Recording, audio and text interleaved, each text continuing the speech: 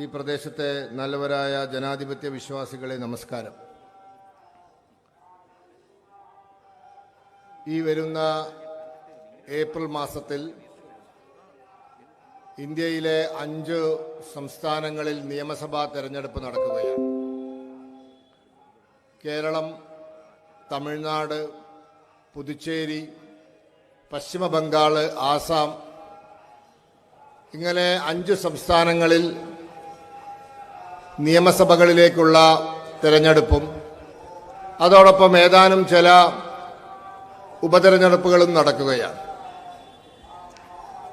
ഈ 5 സംസ്ഥാനങ്ങളിലും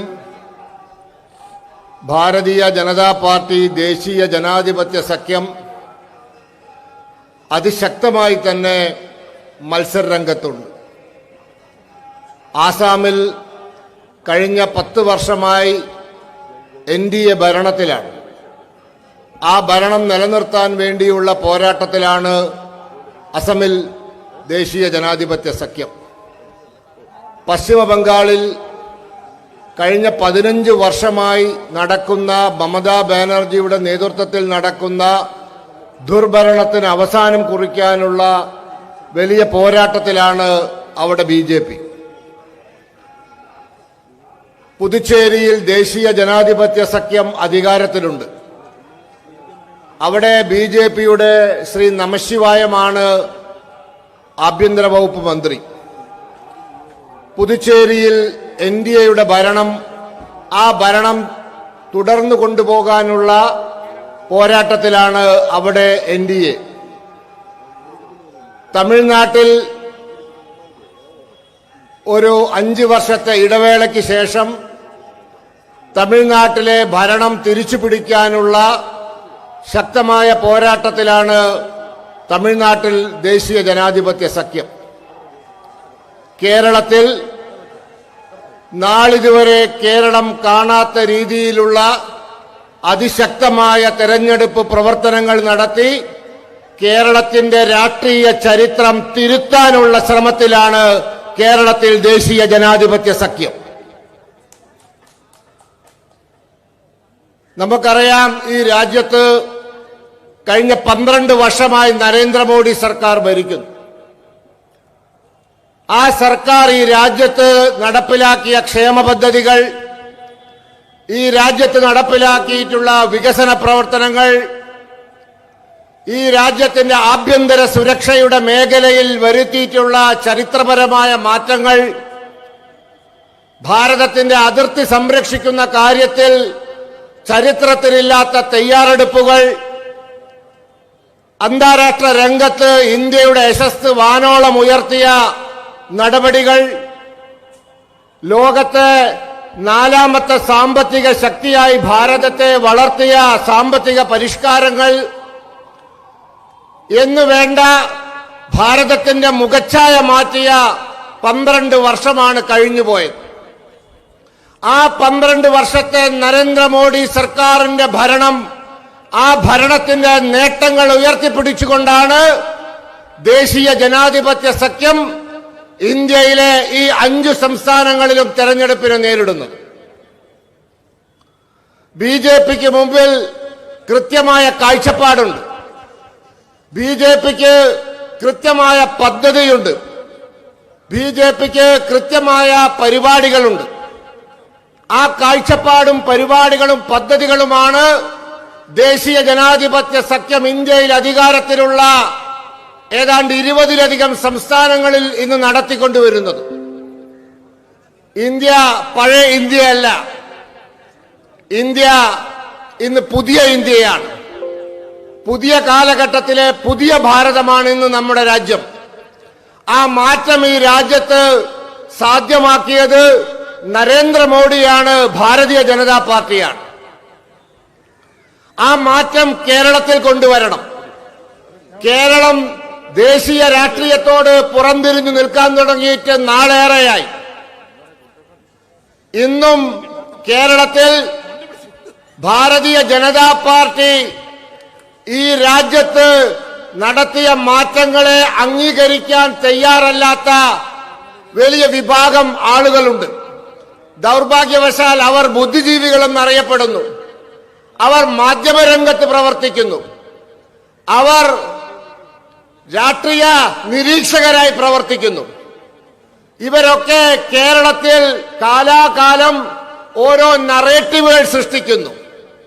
ആ നറേറ്റീവുകളുടെ പിന്നാലെ പോയ മലയാളിക്ക് നഷ്ടമായത് വിലപ്പെട്ട 12 വർഷമാണ്. ആ നറേറ്റീവുകൾ കേരളത്തെ പിറകോട്ട് കൊണ്ടുപോയി. കേരളം പല കാര്യങ്ങളിലും പണ്ട് മുമ്പിലായിരുന്നു. കേരളം വിദ്യാഭ്യാസ മേഖലയിൽ പണ്ട് മുമ്പിലായിരുന്നു. ഇന്ന് മലയാളികൾ, കേരളത്തിലെ കുട്ടികൾ +2 കഴിഞ്ഞാൽ ഒന്നുകിൽ വിദേശത്ത് പോകും പഠിക്കാൻ, അല്ലെങ്കിൽ ഭാരതത്തിലെ മറ്റു സംസ്ഥാനങ്ങളിൽ പഠിക്കാൻ.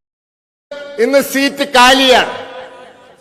കേരളത്തിലെ വളരെ പ്രധാനപ്പെട്ട, ഞാൻ പേര് പറയുന്നില്ല, ഈ തിരുവനന്തപുരത്തിന് അടുത്ത് തന്നെയുള്ള ഒരു സ്ഥലത്ത് പ്രവർത്തിക്കുന്ന, വർഷങ്ങളായി പതിറ്റാണ്ടുകളായി നിലനിൽക്കുന്ന, പേര് പറഞ്ഞാൽ കേരളം മുഴുവൻ അറിയപ്പെടുന്ന ഒരു കലാലയത്തിൽ 2025-26 അധ്യയന വർഷം നമ്മുടെ മാതൃഭാഷ മലയാളം BAക്ക് ചേർന്നത് 2 കുട്ടികളാണ്.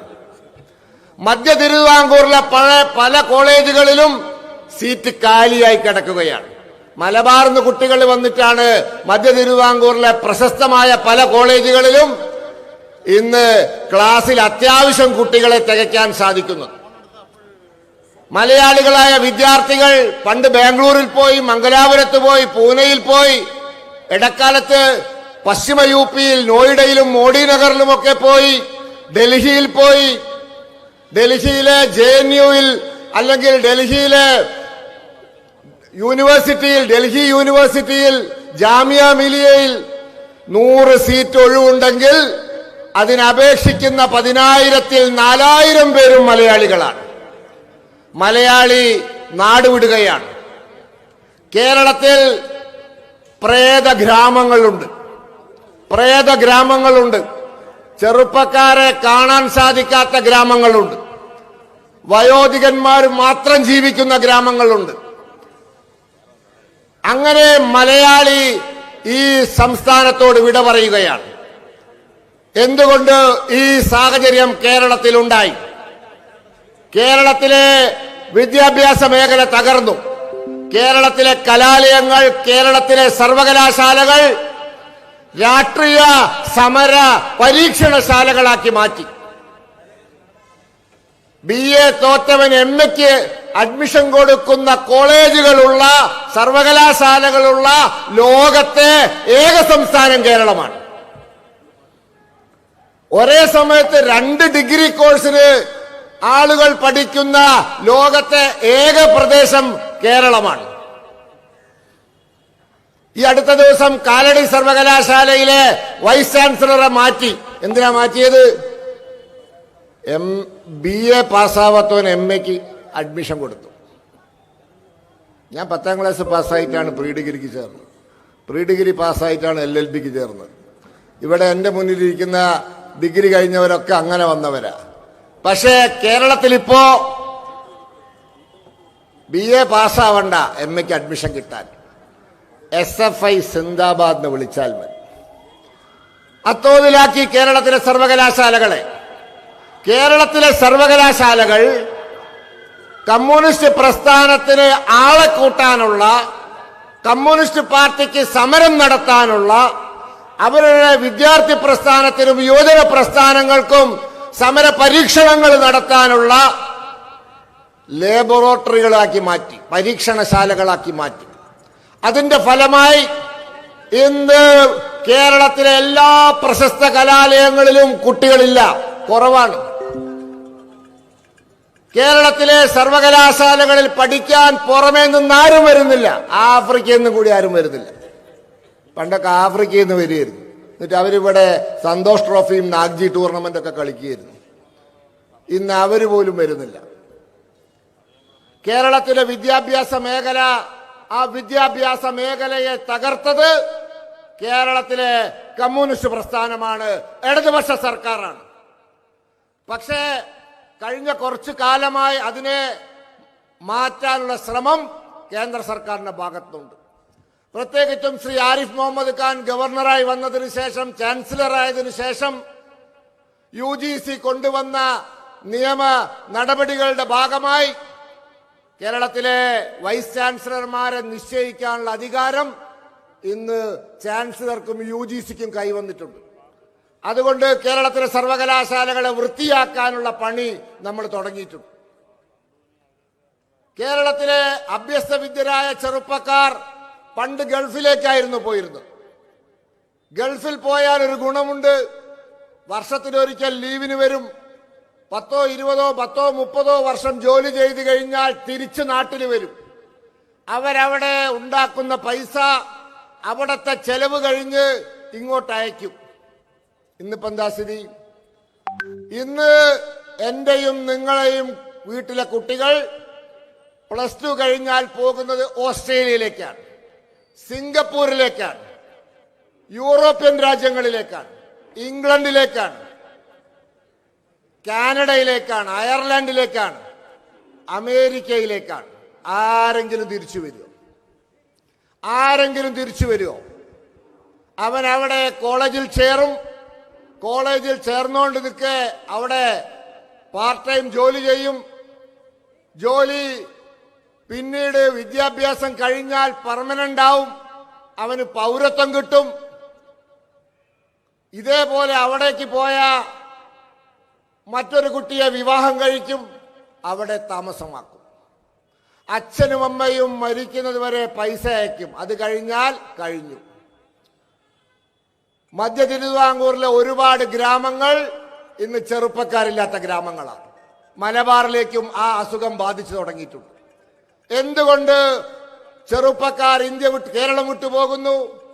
ഇവിടെ തൊഴിലവസരങ്ങളില്ല. ഈ കഴിഞ്ഞ കുറെ ദിവസമായി ഇവര് വികസനം വികസനം വികസനം എന്ന് പറയുന്നുണ്ടല്ലോ.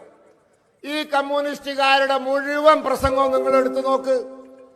ഞങ്ങൾ ഇത്രയാൾക്ക് തൊഴിൽ കൊണ്ടുവരാനുള്ള സ്ഥാപനം കൊണ്ടുവന്നു, ഇന്ന സ്ഥാപനം കൊണ്ടുവന്നു, ഇന്ന ഫാക്ടറി കൊണ്ടുവന്നു, ഇന്ന മറ്റ് സംവിധാനം കൊണ്ടുവന്നു. എന്തെങ്കിലും ഒരു വാക്ക് പറഞ്ഞിട്ടുണ്ടോ? ഇവര് പറയുന്നത് എന്താ? റേഷൻ കൊടുത്തു എന്ന്. ആര് കൊടുത്തു? ആരാ റേഷൻ കൊടുത്തത്? എല്ലാ സ്ഥലത്തും പിണറായി വിജയന്റെ വലിയ ഫ്ലക്സ് ബോർഡാണ്, എല്ലാവർക്കും റേഷൻ. ഇവിടെ 4 തരം കാർഡുകളാണ്. 4 തരം കാർഡുകൾ: മഞ്ഞ കാർഡ്, പിങ്ക് കാർഡ്, നീല കാർഡ്, വെള്ള കാർഡ്. മഞ്ഞ കാർഡുകാർ 5,88,000. അവർക്ക് മാസം 35 കിലോ അരി സൗജന്യം. അതിന്റെ പേര് അന്ത്യോദയ അന്ന യോജന.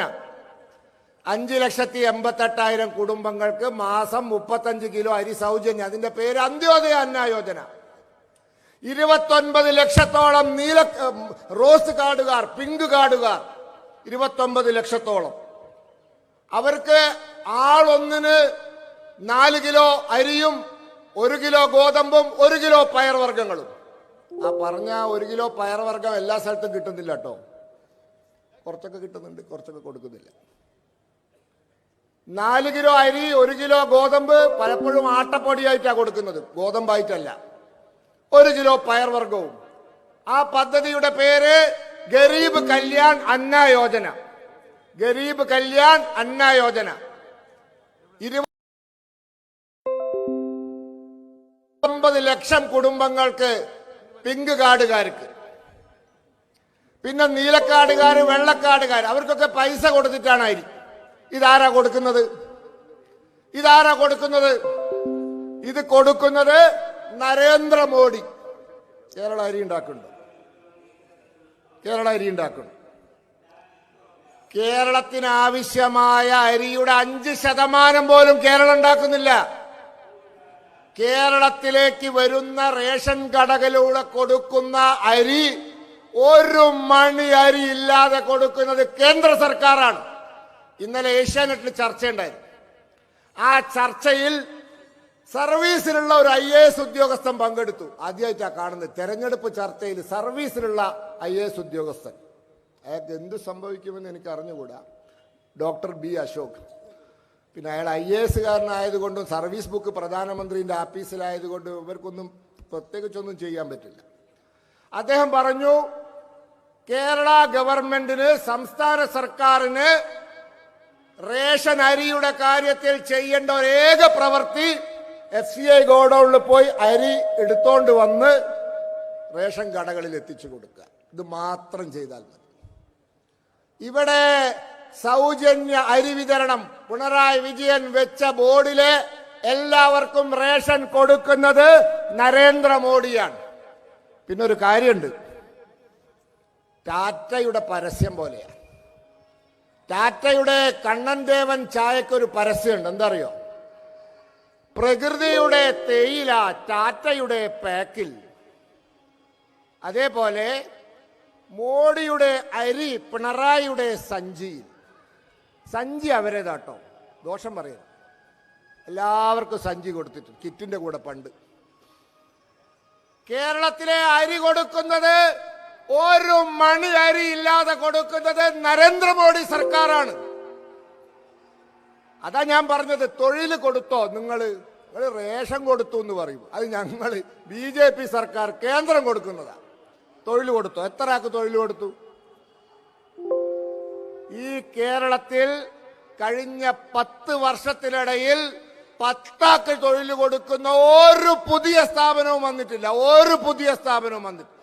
സ്വകാര്യ മേഖലയിലും വന്നിട്ടില്ല, സർക്കാർ മേഖലയിൽ തീരെ വന്നിട്ടില്ല. പിന്നെ ഇവർ പറയുന്നത് നാഷണൽ ഹൈവേ വികസിപ്പിച്ചു. ആര് വികസിപ്പിച്ചു? 63,000 കോടി രൂപ ചെലവഴിച്ച് കേരളത്തിന്റെ ജീവനാഡിയായ കന്യാകുമാരി മുതൽ അങ്ങ് കാസർഗോഡ് കുഞ്ചത്തൂർ വരെയുള്ള, തലപ്പാടി വരെയുള്ള ദേശീയ ഹൈവേ 63,000 കോടി രൂപ ചെലവാക്കിയിട്ടുള്ള വികസനം നടക്കുന്നുണ്ട്. ആ 63,000 കോടി രൂപയിൽ 58,000 കോടിയും കൊടുക്കുന്നത് കേന്ദ്ര സർക്കാരാണ്. ഇവര് കൊടുക്കുന്നത് 5,000 ചില്വാനം കോടി രൂപയാണ്. അതെന്താ കണക്ക്? ഈ ദേശീയ ഹൈവേ വികസിപ്പിക്കാൻ, സ്ഥലമേറ്റെടുക്കാൻ ചെലവായ 20,000 ചില്വാനം കോടി രൂപയുടെ 1/4 25% കേരളം കൊടുത്തിട്ടുണ്ട്. അവർ പറയുന്നത് ഇന്ത്യയിൽ വേറെ ആരും കൊടുത്തിട്ടില്ല എന്നാണ്. ഈ ഹൈവേ കന്യാകുമാരി മുതൽ പൻവേൽ വരെയുള്ള ഹൈവേയാണ്. അതായത് മഹാരാഷ്ട്ര, ഗോവ, കർണാടക, കേരളം, തമിഴ്നാട് 5 സംസ്ഥാനങ്ങളിലൂടെ പോകുന്ന ഹൈവേയാണ്.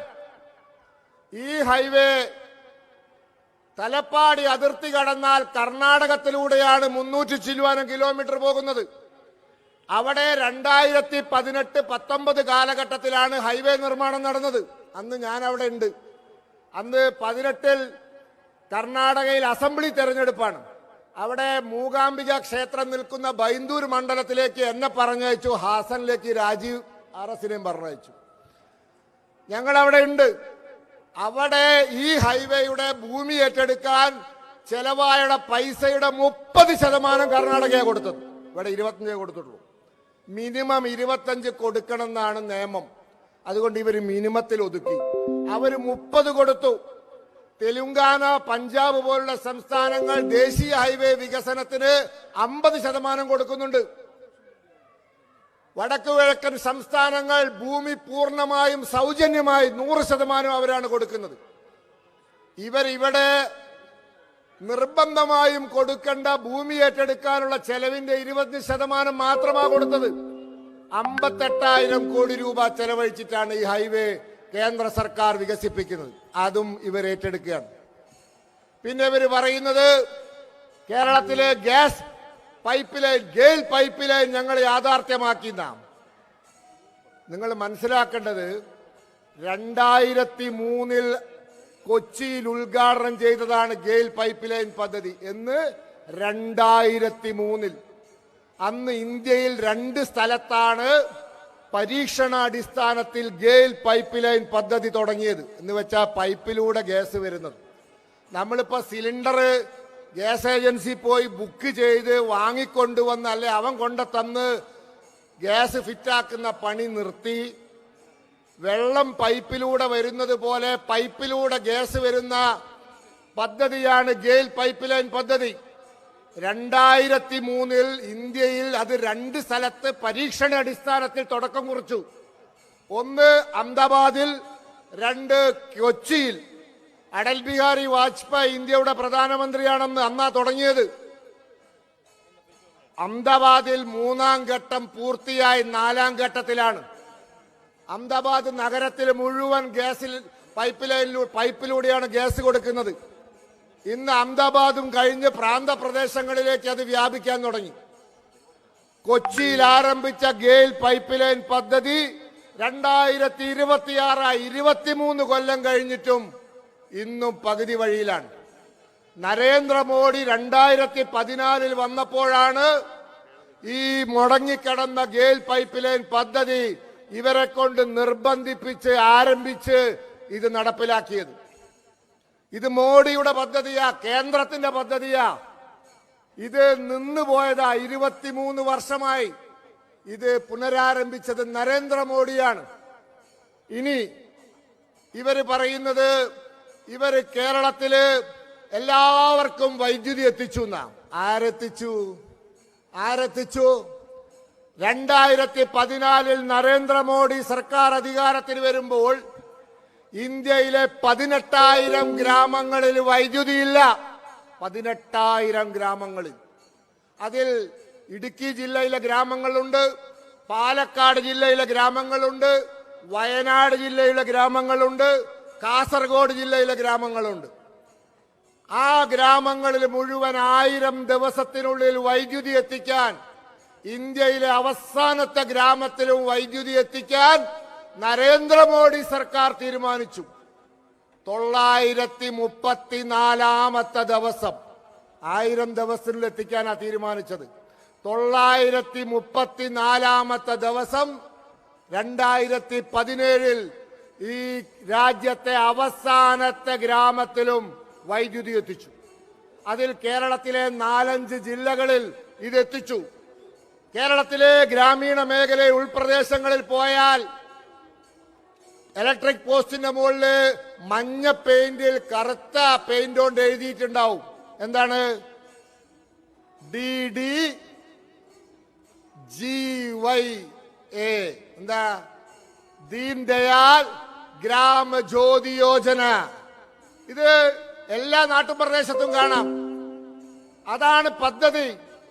ഇന്ത്യയിലെ അവസാനത്തെ ഗ്രാമത്തിലും വൈദ്യുതി എത്തിച്ചത് കേന്ദ്ര സർക്കാരാണ്. ഇപ്പൊ പവർ കട്ടില്ലല്ലോ എന്നാ ചോദിക്കുന്നത്. അതെ, പവർ കട്ട് ഉണ്ടാവൂല. കാരണം എന്താ അറിയോ? കൂടംകുളത്ത് ആണവ നിലയം പ്രവർത്തിക്കുന്നുണ്ട്. ഓർമ്മയില്ലേ കൂടംകുളം സമരം? ഈ രാജ്യത്തെ വൈദ്യുതി പ്രശ്നം എന്നേക്കുമായി പരിഹരിക്കാൻ അടൽ ബിഹാരി വാജ്പേയിയുടെ കാലത്ത് ആരംഭിച്ചതാണ് കൂടംകുളം ആണവ വൈദ്യുതി നിലയം. അടൽ ബിഹാരി വാജ്പേയി പോയപ്പോഴും കേന്ദ്ര സർക്കാരും തമിഴ്നാട്ടിൽ അധികാരത്തിലുണ്ടായിരുന്ന ജയലളിതയും അത് തുടർന്നു കൊണ്ടുപോയി. നമ്മുടെ ADMK സർക്കാർ തുടർന്നു കൊണ്ടുപോയി. ആ പദ്ധതിക്കെതിരെ സമരമുണ്ടായി. ആരാ സമരം ചെയ്തതെന്നറിയോ? നല്ല ഒന്നാന്തര അമേരിക്കൻ ചാരൻ ഉദയകുമാർ. 20 കൊല്ലം അമേരിക്കയില് ജോലി ചെയ്ത് തിരിച്ചു വന്ന് ഇവിടെ തമിഴ്നാട്ടിൽ വന്ന് കൂടംകുളത്തിനെതിരെ സമരം തുടങ്ങി. ആ സമരത്തിൽ പങ്കെടുക്കാൻ ഇവിടുന്ന് കാറും വിളിച്ച് പോയ ആളെ പേരാണ് VS അച്യുതാനന്ദൻ. ഓ, എന്തൊരു കയ്യടിയായിരുന്നു അന്ന്. കൂടംകുളത്ത് സമരം ചെയ്യാൻ സഖാവ് പോകുന്നു. എവിടെങ്കിലും നല്ല കാര്യം നടക്കുന്നുണ്ടെങ്കിൽ അവിടെ പോയി പാര വെക്കുന്ന പണിയല്ലേ. അത് പ്രകീർത്തിക്കാൻ ആളുണ്ട്. അതിന് വലിയ ഐതിഹാസിക സമരമായി ചിത്രീകരിക്കാൻ നിരീക്ഷകന്മാരുണ്ട്, മാധ്യമങ്ങളുണ്ട്. ഇന്ന് നിങ്ങൾക്കറിയുമോ കൂടംകുളത്ത് നിന്നും കേരളത്തിന് കിട്ടുന്നത് 266 മെഗാവാട്ട് വൈദ്യുതിയാണ് ഒരു വർഷം. ഇവിടെ പവർ കട്ട് ഇല്ലാത്തതേ അതുകൊണ്ടാ. ഇടുക്കിയിലെ ഉൽപാദനം കുറഞ്ഞതാ. ഇടുക്കി എന്നല്ല, കേരളത്തിലെ എല്ലാ ജലവൈദ്യുത പദ്ധതികളുടെയും ഉൽപാദനം കുറഞ്ഞത്. എന്താ കാരണം? ഡാമുകളിൽ ചളി നിറഞ്ഞിട്ടുണ്ട്.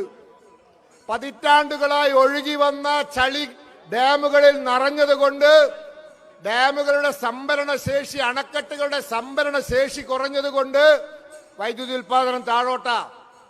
മാത്രവുമല്ല, മഴ നല്ലവണ്ണം കിട്ടാത്ത വർഷം വൈദ്യുതി ഉൽപാദനം താഴോട്ട് പോകും. പക്ഷെ ആണവ നിലയത്തിന് ആ പ്രശ്നമില്ല. ആണവ നിലയത്തിൽ എല്ലാ വർഷവും അവർ നിശ്ചയിക്കുന്ന തോതിൽ വൈദ്യുതി ഉൽപ്പാദിപ്പിക്കും. ആ ഉൽപ്പാദിപ്പിക്കുന്ന വൈദ്യുതി കേരളത്തിന് 266 മെഗാവാട്ട് കൂടംകുളത്ത് കിട്ടിയപ്പോൾ ഇവിടെ പവർ കട്ടില്ല. അതും ഞമ്മളാന്നാ പറയുന്നത്. ഇത് സമരം ചെയ്യാൻ പോയവരാ ഇവര്. ഇന്നലെ ഞാൻ പറഞ്ഞില്ലേ, കേരളത്തിൽ ഒരു IAS ഉദ്യോഗസ്ഥൻ, സർവീസിലുള്ള IAS ഉദ്യോഗസ്ഥൻ ഇന്നലെ ഏഷ്യാനെറ്റ് ചർച്ചയിൽ ഡോക്ടർ B. അശോക്